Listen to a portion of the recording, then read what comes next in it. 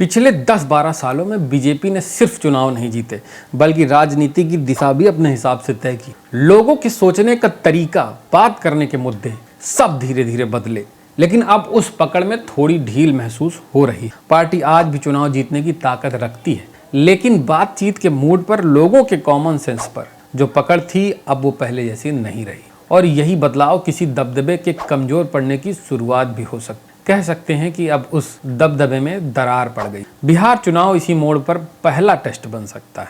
कुछ साल पहले तक हिंदुत्व, राष्ट्र गौरव और हम बनाम वे जैसे नारे इतने जोर से बोले गए कि बेरोजगारी, महंगाई जैसी बातें लोगों के दिमाग से पीछे चली गईं। जिंदगी की असली दिक्कतें जैसे किनारे हो गईं। लेकिन अब वो धूल जमने लगी है। अब लोगों को रोज की हकीकत सामने आने लगी। नौकरी का टेंशन, आमदनी कम, छोटे दुकानदारों का धंधा डूब रहा है और जो काम पहले अपना बिजनेस था अब वही काम उन्हें किसी बड़ी कंपनी के लिए नौकरी की तरह करना पड़ रहा है। नोटबंदी, कोरोना और जीएसटी ने पहले ही झटका दिया था। अब हर सेक्टर में बड़ी बड़ी कंपनियों की एंट्री ने हालात को और मुश्किल बना दिया। चाहे सब्जी बेचने वाला हो या ट्रक चलाने वाला हो, हर कोई इस कॉरपोरेट मॉडल की चपेट में। लोग अब नारे नहीं सुन रहे, सीधा नतीजों से जुड़ रहे हैं। अब वो पूछ रहे हैं, आखिर हमें क्या मिला? और यही सवाल उस नैरेटिव को हिला रहा है जो कभी बहुत मजबूत हुआ करता था। दूसरी तरफ भारत को ग्लोबल लेवल पर विश्व गुरु और महाशक्ति के तौर पर पेश किया गया। खासकर मिडिल क्लास को ये बात बहुत पसंद आई।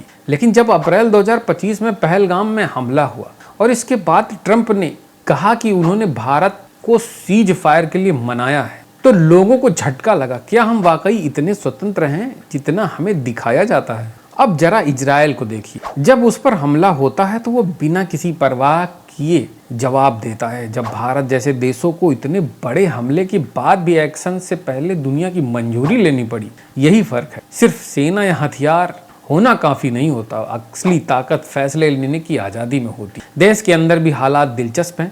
वेलफेयर स्कीमें जैसे पीएम किसान, जनधन और डीबीटी लोगों को थोड़ी बहुत मदद तो कर रहे हैं, लेकिन ये कोई अस्थायी भरोसा नहीं बना पा रहे हैं। और जब जनता सवाल करने लगती है तो अक्सर सरकारें क्रैकडाउन के रास्ते पर चली जाती। आवाज़ें दबाना, एक्टिविस्ट पर केस, मीडिया पर दबाव डालना, ये सब उसी डर से आता है कि पकड़ ढीली हो रही है। अब विपक्ष की बात करें तो पहले जैसा डर और दबाव अब नहीं रहा। अब विपक्ष पहले जितना शांत या दबा हुआ नहीं है। संसद में भी साफ साफ आवाजें उठने लगी हैं। जातिगत जनगणना हो या चुनाव में गड़बड़ी की बातें।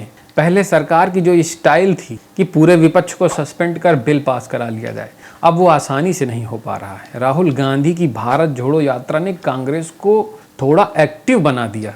पहले उन्हें पप्पू कहकर मजाक बनाया जाता था, उनकी छवि कमजोर समझी जाती थी, लेकिन अब उसकी तस्वीर बदल रही है। ये यात्रा कांग्रेस को फिर से रास्ते पर ला रही है और राहुल गांधी को एक मजबूत विपक्ष नेता के रूप में दिखा रही है। कांग्रेस के इंस्टाग्राम फॉलोअर्स की संख्या काफी बढ़ गई है, जो साफ बताता है कि पार्टी और राहुल गांधी अब लोगों, खासकर युवाओं के बीच अब ज्यादा ध्यान आकर्षित कर रहे हैं। जब सरकार ने चुनाव से पहले कांग्रेस के अकाउंट फ्रीज किए तो इसका असर उल्टा पड़ गया। लोगों ने सवाल उठाना शुरू कर दिया कि चुनाव वाकई फेयर हो रहा है या नहीं।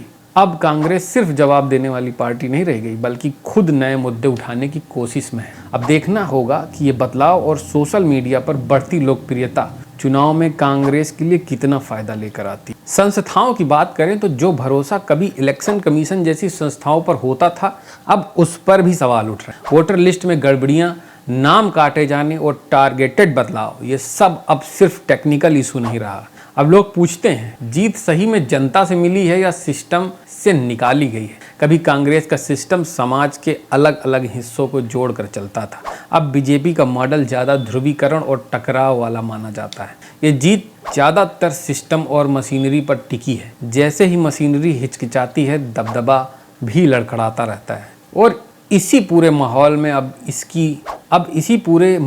में अब सबकी नज़र बिहार पर है, जहां होने वाला चुनाव सिर्फ एक राज्य की सरकार का नहीं बल्कि पूरे नैरेटिव का टेस्ट है। बीजेपी फिर से कहानी अपने हाथ में ले पाएगी या विपक्ष नया मोमेंटम बना ले, यही असली सवाल है। तो कह सकते हैं कि एक दशक तक कहानी को अपने हिसाब से चलाने के बाद अब बीजेपी को असली हकीकत का सामना करना पड़ रहा है। नौकरियों और रोजगार की जमीन ने प्रतीक और इवेंट्स की चमक को ढक दिया। वेलफेयर स्कीम काम आई, लेकिन वो सिर्फ चुनाव जीतने का जरिया बनती है, टिकाऊ दबदबे का नहीं। और उधर विपक्ष अब डर से बाहर निकलकर आवाजें उठा रहा है। जनता अब आंख मूंद कर भरोसा नहीं कर रही है, वो पूछ रही है, गिन रही है और बदलाव के लिए तैयार लग रहे। बिहार अब सिर्फ एक चुनाव नहीं, बल्कि आने वाले वक्त की राजनीति का ट्रेलर हो। जिस तरीके से चुनाव आयोग बार बार सफाई पेश करता है, जिस तरीके से चुनाव आयोग में सिलेक्शन के प्रोसीजर को सरकार ने चेंज किया,